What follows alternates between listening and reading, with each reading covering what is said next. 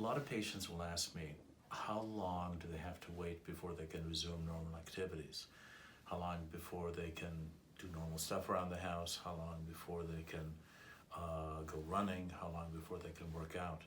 And the answer, unfortunately, is it depends. It really depends on what are we doing, what part of the body are we working on, and how will that impart your healing process? Can it mess things up, or is it just uncomfortable?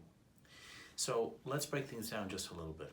If we're talking about surgery in the face lifts, rhinoplasties, eye procedures, if you put your head down, it'll swell. You're not going to like the result, and that probably goes on 3 to 4 weeks. So you can do some very light working out starting around 2 weeks, but afterwards I recommend that you ice your face or you ice those areas where we did the surgery.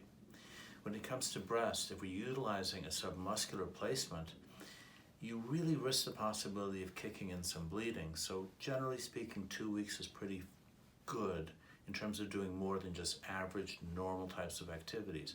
But driving a car shouldn't be a big deal. Making a cup of coffee isn't a big deal. Just very light stuff is okay. If we're talking about liposuction, if we're talking about tummy tucks, if we're talking about something like that, certainly the 2 weeks is really important, but I would utilize some degree of compression, at least for a good 4 weeks if you're working out. Certainly ice helps, taking it easy. Listen to your body. That is probably the best determinant of when you can assume normal activities. If you go too early, you might not like it. You probably aren't going to mess anything up. But the bottom line is common sense goes a long way with this. So don't imagine that it's going to be 6 months before you can go run. No, that's a little extreme. But I think that you got to listen to your body, ease into things. I'm sure you're going to have a good outcome.